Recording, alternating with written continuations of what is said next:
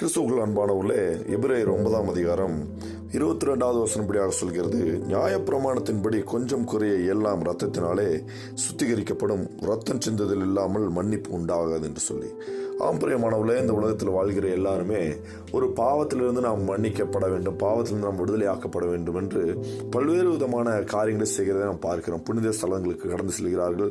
புனித ஸ்தலங்களில் கடந்து சென்று தண்ணீர் நாள்கு மூழ்கி எந்திரிக்கும் போது என்னுடைய வாழ்க்கையில் பாவம் மன்னிக்கப்படுகிறது என்று அவங்களுக்கு ஒரு நம்பிக்கை உண்டு. அதே மாதிரி பல இடங்களில் சென்று அல்லேலூயா தங்களுடைய பாவங்கள் மன்னிக்கப்பட ஏதாவது செய்து நம்முடைய பாவங்கள் மன்னிக்கப்பட வேண்டும் என்று சொல்லி காரியங்களை செய்கிறதை பார்க்கிறோம். ஆனால் வேதவசனம் தெளிவாக சொல்கிறது, ரத்தம் சிந்துதல் இல்லாமல் பாவ மன்னிப்பு உண்டாகாது என்று சொல்லி. நம்முடைய வாழ்க்கையில பாவத்திலிருந்து நாம் விடுதலை அடைய வேண்டுமானால் அது ரத்தம் சிந்தப்பட வேண்டும் என்பது ஒரு முக்கியமான ஒரு காரியமாக காணப்படுகிறது.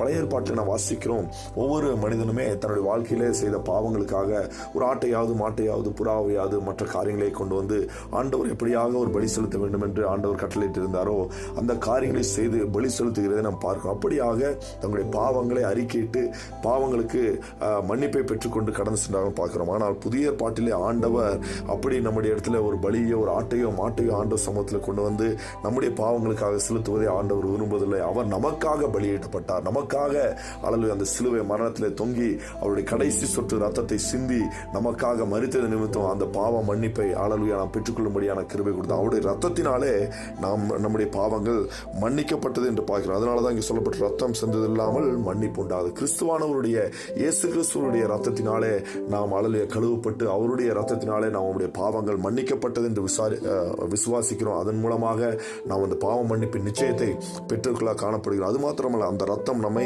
அந்த பரலோகத்திலும் கொண்டு சேர்க்கிறது பார்க்கிறோம். அதனால இந்த காலை வேளையில கேட்டுக்கொண்டிருக்கிற யாவரும் அவர் ரத்தத்தினால கழுவப்படணும். நம்முடைய காரியங்களில் இருக்கிற எல்லா பாவங்களும், நம்முடைய வாழ்க்கையில காணப்படுகிற எல்லா அசுசிகள், எல்லா அசுத்தங்கள், எல்லா விதமான பாவங்களையும் ஆண்டவர் சமூகத்தில் அறிக்கையிட்டு, ஆண்டவரே உம்முடைய ரத்தத்தினால கழுவுங்க, உம்முடைய ஆண்டவரே இயேசு கிறிஸ்து ரத்தம் சகல பாவங்களையும் நீக்கி சுத்திகரிக்கும் என்ற வேதத்தில் நான் வாசிக்கிறேன். ஆண்டவரே அப்படியாய் உம்முடைய ரத்தத்தினால என்னை கழுவி என்னுடைய பாவங்கள் எல்லாவற்றையும் ஆண்டவரை சுத்திகரித்து உங்களுக்கு பிள்ளையா என்னை மாற்றுகன்னு சொல்லி ஒப்பு கொடுக்கும்போது அவருடைய ஆளலுயா அந்த பழுதற்ற ரத்தம், அந்த ஆளலுயா குற்றமில்லாத ரத்தத்தினால நம்மை கழுவி சுத்திகரித்து அவருக்கு பிள்ளையாய் மாற்றுவார் என்று பார்க்கிறோம். அப்படியாக நம்ம ஒப்பு கொடுக்கும்போது கர்த்தர் நமக்கு மகிமையான காரியங்கள் செய்வார். கர்த்தர் தாமே இந்த வார்த்தையை கொண்டு நம்மை ஆசீர்வதிப்பாராக.